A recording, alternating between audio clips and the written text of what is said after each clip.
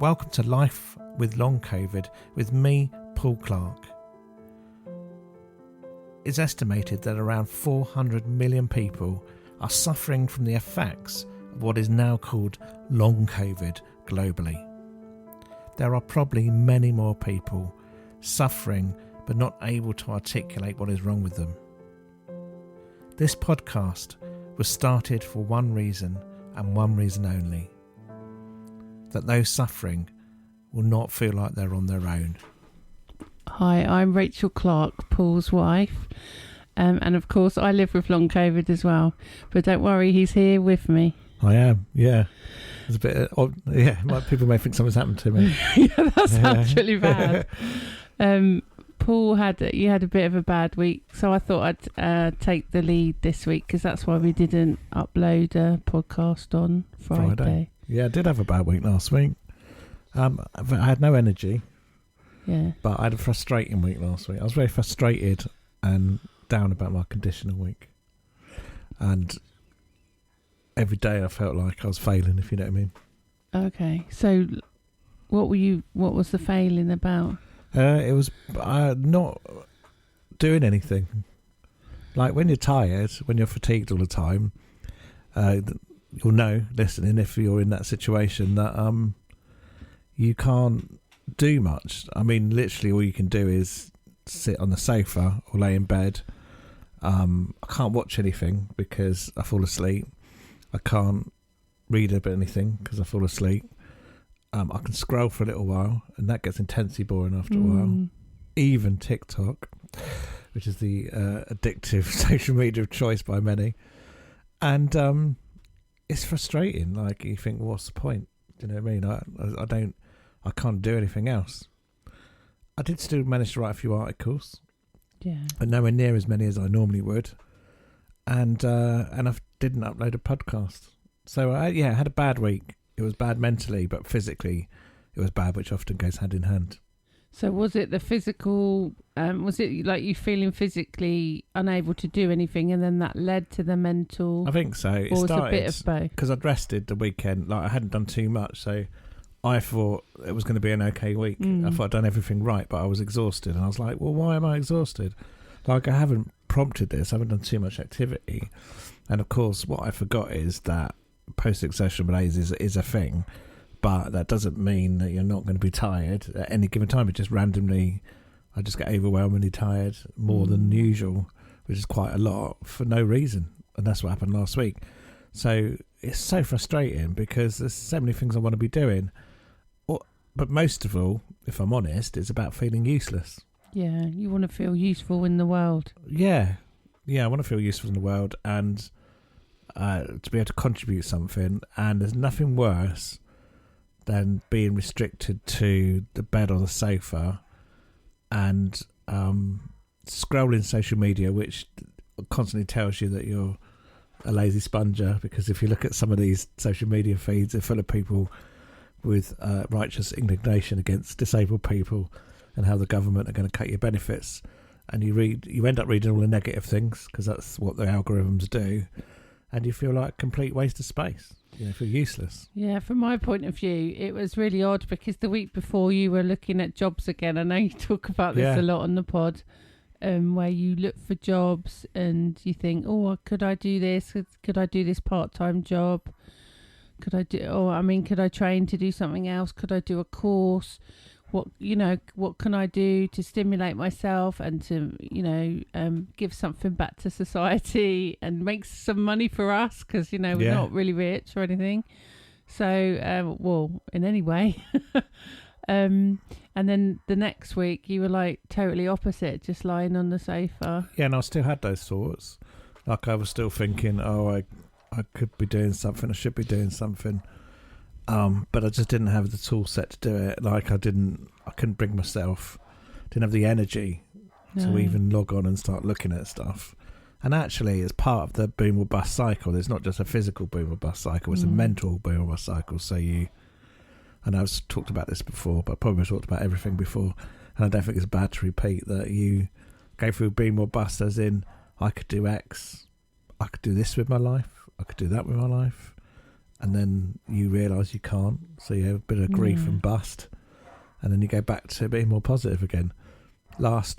The week before last, I was on a boom cycle, thinking, yeah, I could do this. I could be an astronaut. I could be a pilot. You know, dreaming dreams. Yeah. Like, because obviously the world tells you can be whatever you want to be, right? Yeah. So I was dreaming dreams, and last week I was crashing back down to earth, metaphorically, I might add. But I was thinking, I can't do anything. Like, I know there's a middle ground there. Yeah. But this is why I can't really hold down a job, because I wouldn't be able to do it all the time. No. So what employer would say, yeah, you can do it for a week, and then if you have to crash out for a couple of weeks, it's fine. And it's all tied up with my feeling of self-worth. So I think if I'm just on the sofa, not contributing to society, intensely bored, that I'm not actually, I'm not worth it as a person, which I know sounds ridiculous to say. No, that's exactly what I was going to say, that your worth is tied up in what you do and your success, and that's or even doing something, whether it's like being a road sweeper or being a CEO. Yeah, your worth is tied up in like your job, maybe, or an occupation, or doing something. For the last 10 years, it's been about helping other people. Yeah, so that makes it harder. That gives me an immense amount of satisfaction. And now I can't do that in any meaningful way. I mean, I suppose you could say for the podcast, through my writing that I do to help. But I think the thing is sorry to interrupt you. Yeah, it's not very good on a podcast, is it, Rachel? No, you carry on. That your worth isn't tied up in your occupation. It isn't tied up in your job. It's not tied up in helping other people. You have intrinsic worth. Yeah, and I know I would tell people that as well, but actually feeling it is a different thing when you're stuck on a sofa, not being able to do anything. As somebody who spent their whole life doing stuff, and feeling worthy because of it, it's very hard to separate those two things, And my personality is to do. My personality. You're a doer. I'm a doer. I'm a what we're going to do next kind of person. I always have been. Whereas last week was a very good example of what aren't I going to do. I could sit there all day thinking I can't do that. What can I do? Might be able to do a bit of housework. Might not. No. Liking it, the whole thing. So you kind of going from running 3 churches to emptying the dishwasher is a similar win. It's quite a hard thing. Do you know what I mean? Yeah. I could plant churches, but now I get the same satisfaction from putting the cups away. It's like it's a big shift, and to say that I'm over that and I've adapted is a lie, because I'm not. I haven't. I don't think I ever will. No, but I mean, what I want to say to you and all your listeners really is that you do have intrinsic worth in just being alive, just living your life, whatever that looks like. Everyone has intrinsic worth, and I think it's a cultural, societal thing that says, and of course government and everyone promotes this because it's about money. It's about making money. Like the government have to pay you disability benefits. Do you know what I mean? Yeah. But it doesn't mean that you have no worth. They make you feel bad for it. Yeah, and I think the culture says you've got to be doing, you've got to be achieving, and lots of people struggle with that. Whether it could be a chronic condition, it could be like something like some people with neurodiversity, such as autism, struggle. Some don't. Anxiety, childhood trauma, or trauma in their adult life. There's loads and loads of reasons where people struggle with this kind of conveyor belt of success. You must achieve, you must achieve, whatever that is. And what you'll find is the happiest people are just calm. They accept. I'm not saying you should accept a horrible situation and all that it's easy, but there's a level of looking for the beautiful things in their life. If you are lying on a couch right now, like I would say, and you have a nice view from a window, get someone to move the chair to the window. Do you know what I mean? So you can see out and see the beautiful view, something like that. And I get that. And I totally wholeheartedly agree with that. But what I will say is that when you're lying on the couch, it's really hard to see that view, even if it's in front of you. Yeah. Because you're too busy looking at what you can't have. If you know what I mean. But you're right. Well, because one of the things you can't do, even if you're on the couch, is maybe share your experience. And I know it's certainly in British culture. I don't know if our American friends or international friends will be able to comment any differently, but certainly here in the UK, the stiff upper lip is alive and well. You know what I mean? We don't tend to talk about our illnesses or what's wrong with us. If somebody asks us how we are, we always say, what do we say? Fine. I'm fine. I'm fine. I'm fine. I'm getting along. It's all right. All things considered, I'm fine. There's a really funny Bill Bailey joke where someone writes a letter from the First World War trenches and says, "It's not too bad." All things considered. It's like, and that is the British way. Yeah. And I suspect other cultures are like it as well. And then also, you don't want to be banging on about how ill you are all the time. If someone asks you how you are, they don't really want to know, to be honest with you. It's a pleasantry. But actually, for those people with chronic illness, I would say to share it. And there's a reason why I share it. I share it not because I particularly enjoy banging on about how ill I am all the time. In actual fact, I don't, apart from these sessions that we have, but it really helps other people because when you're on that sofa or in that bed, there's no one else, literally. So, but to know there's other people going through the same thing, I think, is really important.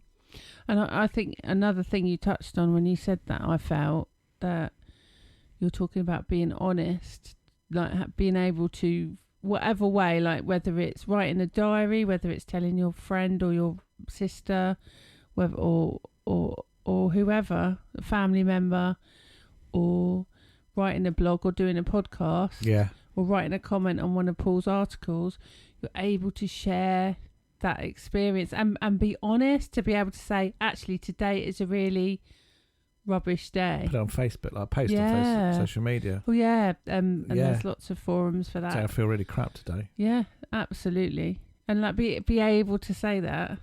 And that is hard.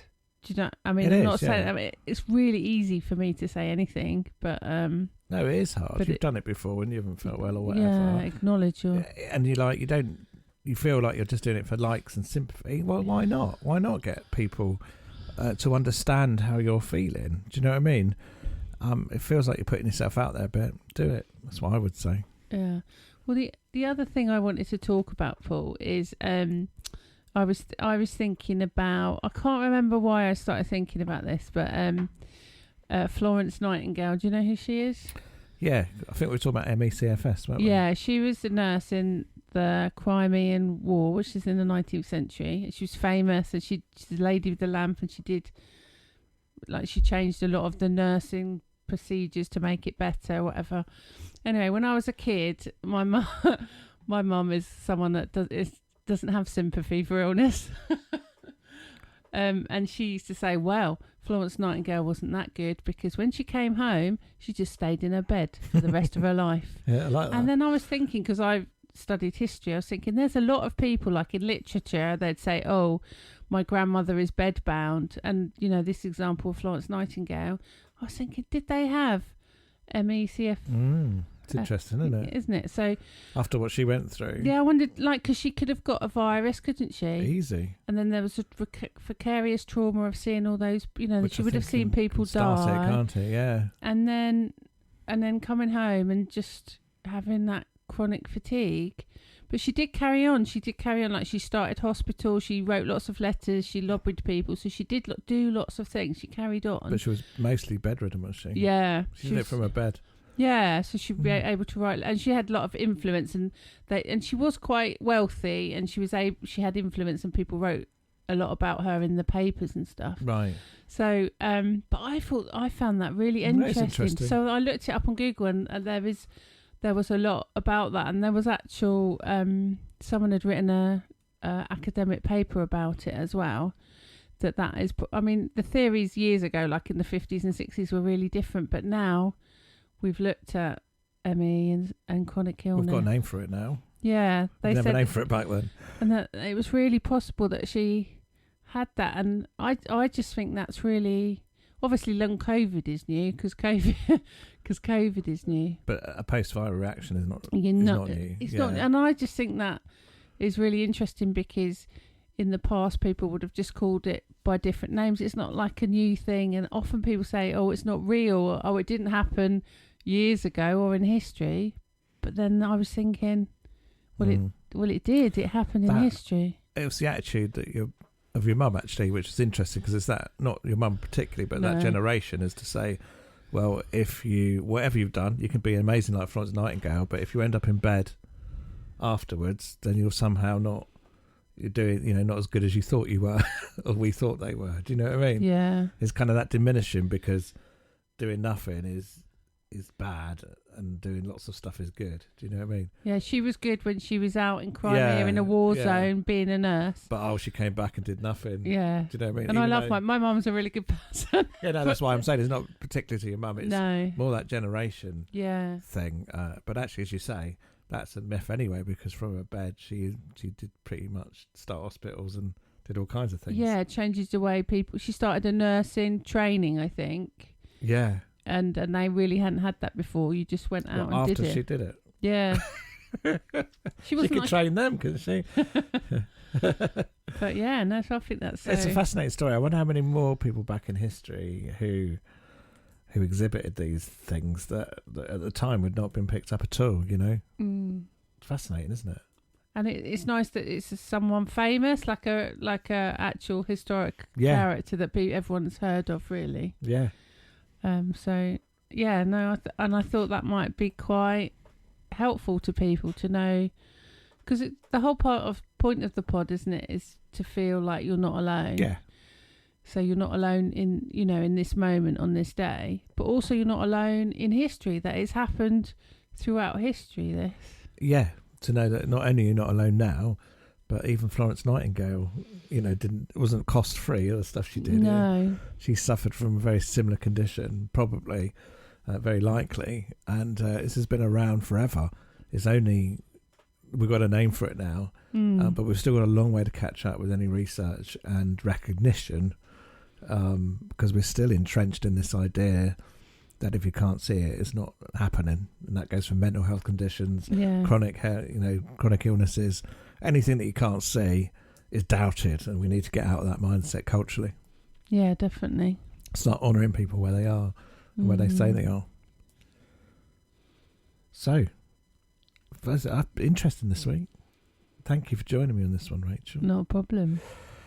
And if you find these interesting, you can go to www.lifelongcovid.co.uk and you can subscribe to receive my random musings. And it's totally free, isn't it? And it's completely free. You can receive podcast episodes, my writings. You can choose to donate annually or monthly. But actually, if that's not your bag and you can't support in that way, join up for free. And you don't get anything less for it. It's like anti-capitalism. Anti-paywall society, subscriber society. It is, because I want it to be available if somebody can't afford or doesn't feel inclined to do that. That's fair enough. And really, we want it to be a community, don't we? So please thank Paul. Just get such a boost when people make comments. And actually, you got a boost last week, didn't you? I've had quite a few recently, but last week in my tiredness, I got one or two people either comment or email, or because you can comment on these posts and just let me know how you're doing or how you found it helpful. And I really, really, really appreciate that. And I think the fact that when people comment, it helps so many people. It helps all the other people that are reading that as well. And I think that's just so lovely. And you can also helpful. Laugh at me by going online and looking at my book. If you go on Amazon, search for Life of Long COVID, you'll see that it's available in Kindle form and in paperback form. And but one of them's called Living with Long COVID and the other one's called Life of Long COVID. And I can't remember which it is, but I actually had this foggy brain moment where I mistitled my own book. So now Amazon's weird because it still lists it as the same book, but if you click on it, it's got a different title, the Kindle book to the physical book. And that's just confusing. Yeah, and I kept it because it's complete hassle to change it now, but also it's just an example of what foggy brain can do, ladies and gentlemen. Yeah. You know, so there you go. And are you feeling better this week, Paul? So far, so good. Good. It's I'm Monday. Really pleased. We'll see how the week goes. I don't know what will be tomorrow. I don't know what will be next day. And that's the other thing, is taking advantage of the times when you're not on the sofa. So what are you going to do with that energy? Use it wisely. Yeah. That's what I would say. And I'm using it. I spent some day with my family today because it's half term. So I'm really looking forward to that.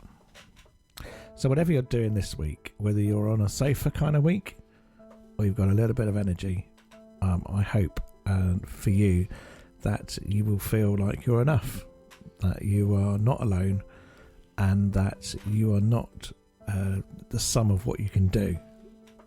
What was the expression you gave, Rachel? That you're intrinsically worthwhile. I love that expression. And until next time, I hope things go well, and I'll see you again soon.